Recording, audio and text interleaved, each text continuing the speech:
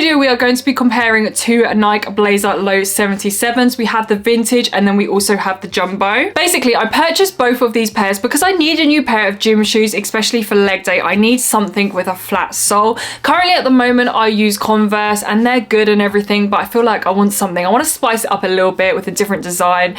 And you know, Nike is one of my favorite brands, so I thought I'd head over and find these. Also, pricing was really important to me. Converse usually come in around 40-50 pounds, so I needed something at least kind of in that ballpark area. And these days it's literally impossible to get a shoe that's under 100 pounds, especially a Nike shoe. So we're going to start off with the Nike Blazer Low 77 vintage. They both actually come in this orange box. I went for a black and white colorway, and to be honest with you, I definitely think this is the simplest and cleanest colorway that there is. This is a vintage style shoe from the 70s and has been around since 77, so it's an absolute classic shoe. And over the years they have done so much with this shoe. There's been so many collaborations. One of my favorite ones, which is very controversial because it does have holes in it, is the Nike Blazer Off-White collaboration, and that is literally one of my favorite pickups. I just love it because it is so different, and the silhouette, I feel like you can do so much with the silhouette because it is simple. I'm a lover of low sneakers. These do also come in the mids as well. I have done a video on them,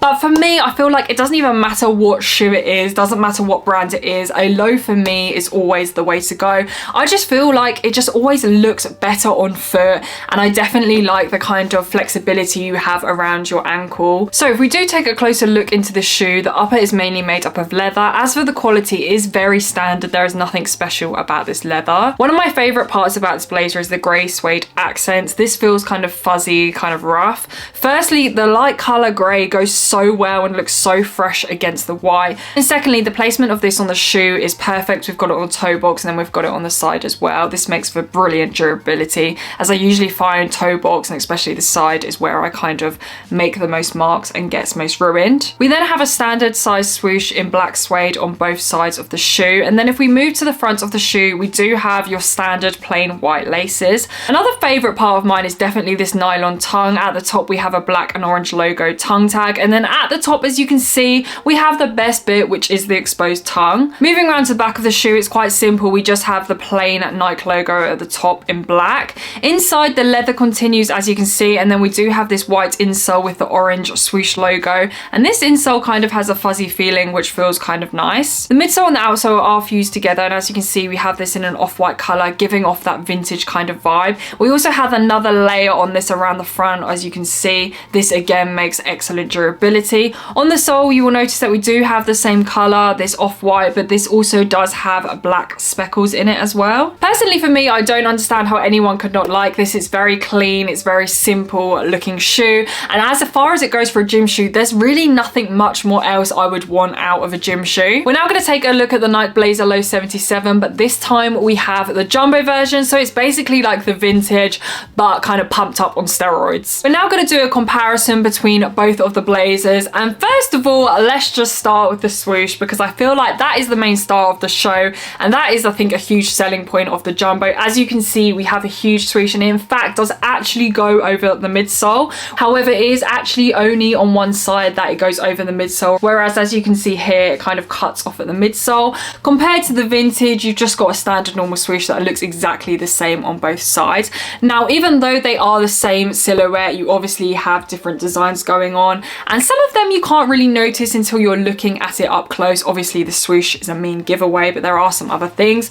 One of the main things for me is the stitching. We definitely have bigger stitching, as you can see, compared to the standard normal vintage one. Also, we have more and larger overlays, especially near the eyelets, as you can see, compared to the vintage one. It's definitely a lot bigger. For both of these, we do have the grey accents on the toe box. However, for the jumbo, this is only on the toe box. We don't have any going around the side of the shoe, unlike the vintage one. Also, another feature is that these are two different materials. For the jumbo, we have a very softer suede. As I said before, the vintage is very rough, whereas this is very soft, kind of giving off that premium vibe. I think for me in general, the jumbo kind of gives off a little bit more of like a kind of designer look. The mid blazers, they do have a version of the off-white that is very similar. As for the actual color of this though, it is pretty much exactly the same. Another thing you will notice is that we do have, along with the bigger stitching around the whole of the shoe, we do have this black stitching on the toe box, which is completely different stitching to the vintage. vintage. On the mid blazers, I did actually pick up a pair with orange stitching, so it really was a nice contrast. Another favorite part of mine is the jumbo laces. You get these really thick, chunky laces, which I absolutely love. I'm really not a fan of like standard, normal white laces. I feel like they just get dirty and bratty so easily, so these for me is definitely a hit. We do take a look at the tongue. Again, the tongue is very similar but very different at the same time. We do have a nylon tongue, but this time we have a huge tongue tag, again with the black and orange, but look how big it is. It literally covers the whole of the tongue. And then we do have the exposed tongue at the top as well, which again is another favorite part of mine. Interesting enough, we do have this pop of nylon yellow here in the middle holding the laces, compared to the standard vintage Nike blazer lows. We just have this tiny white part. It's kind of, you don't almost notice it. It's very, very standard. If we take a look towards the back of the shoe, I think here, this is where you can see a lot of the differences. As you will see, we do have that grey suede again on the back, and then we do have some overlays of the black swoosh coming round from the side to the back, and then we have this huge Nike logo. Taking a look inside the jumbos, we do have a white mesh insole with a black swoosh logo, and around the lining again is in this mesh material. Taking a look at the midsoles and the soles, they are practically identical. There's just one minor little thing. So they are the same color. We've got this off-white kind of color, again in the same material as well. We've got this tumbled leather. But if you do look closely on the soles, as I mentioned before, we do have black speckles on the vintage blazer, whereas with the jumbo blazer we don't. It is just a plain color. The jumbos don't actually have any breathing holes compared to the vintage. Personally, for me, I do not care, but I feel like if you know, you sweat a lot at the gym, so maybe this is better for your feet. But yeah, that's kind of trivial for me. Quality of the leather on both of these is quite interesting. I definitely think the vintage pair is a more kind of cheaper material. I feel like the first time I put them on, I was gonna get creases. That is the kind of vibe, whereas I do feel like the jumbos have a little bit of a thicker, better quality. They're definitely both going to crease, but I think that's okay. With the vibe, the kind of vintage aesthetic vibe, I still think that they're going to look really good. For both of these blazers, and in fact any Nike blazers I ever get, I always go true to size. So both of these I went true to size and I got a size 7. These do kind of fit narrow, so if you do have wider feet, you can definitely go up a 0.5 size, which might help. So for pricing wise for these, I was very, very happy and also kind of surprised. These came in at £90, $110, and these were only £5 less, which I was really confused about. I really thought the jumbos would be a lot more, but it doesn't stop there. The news gets better.